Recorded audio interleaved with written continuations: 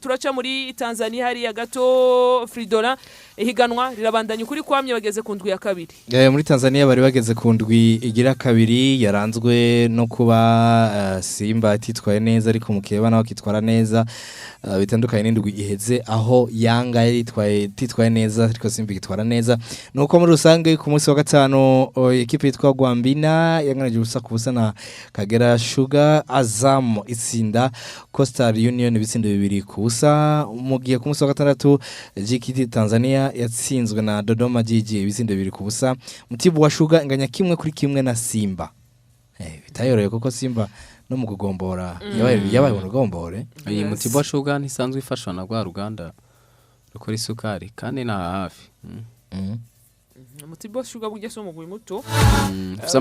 Amateka gusa novuga ko ni champion ubona ko Simba weruka bariko barishongora biciye kuri uno muvugizi wabo Hajimanara ariko ubona ko ivyo yavuga kuri bakeba babo naho mukeba baraza ko bayagira ku rukoma byaje kubashikira kweri. Simba riranganije kimwe kuri kimwe na Mtibwa Sugar ku munsi wa gatandatu KMC itsinda Tanzania Prisons bisindo bibiri kuri kimwe hano zafise abasore b'abarundi muri no wa KMC harimo ba Manu Nubuheruka yari yanatsinze ibitsindo nameze neza KMC kuko ndabona nene ya mbere rutonde rwa gateganyo ndetse ku munsi wejo ihefu yatsinze Ruvu Shooting gisindo kimwe ku busa, Biashara United itsinda kimwe ku busa Mwadui mu gihe Young Africans ku munota 89 ariho batsinda igitsindo batsinda Mbeya City. Gusa classement Kinondoni niyo ifise kibanza cya mbere ko bafise amanota 6, Azam FC amanota 6, Dodoma GGFC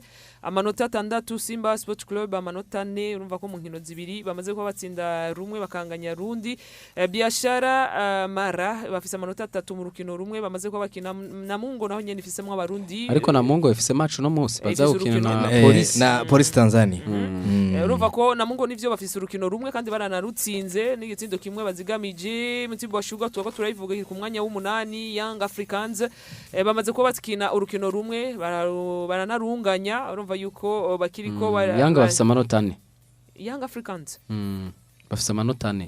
Yanga na Simba baranganya urukino rwa mbere baranganije kandi barabishira ko kuri no ubundi kugera ubu umugwi wa Kinondoni niwo bahagego Kinondoni ku kibanza cy'amse kuko rukino ruheze yatsinze isindo 4 ku busa ku manota yaba 6 akazaza mufisa 6 nayo ne iri ku kibanza ca kabiri hakaza no mugwi wa Dodoma Jiji ufisa amanota 6 nawo akaza Biashara ifisa amanota 6 tunagira ko tubabwire yuko match zabo aho bahora bakinira Biashara urukibuga cabo caje guhagarikwa akaza mugwi wa Simba Sport Club bo bafise amanota 4, Young Africans bafise amanota 4 na Mungo bafise amanota 3 barafise match baza gukina no munsi niyo twavuga ko ari n'umuguri mwe abasore b'abarundi. Imigwi ya nyuma rero nonobwo umugwi wa Coastal Union hakaza Mbeya City bafise nabonyene amanota ubusa banganya Mwadui ifise amanota ubusa banganya bose muri match zibiri. Hanyuma Police ni ya 15 mu makipe 18 akinira ngaho kuko yo ifise amanota agera kuri nabo bafise ubusa mugabo bafise bamaze gukina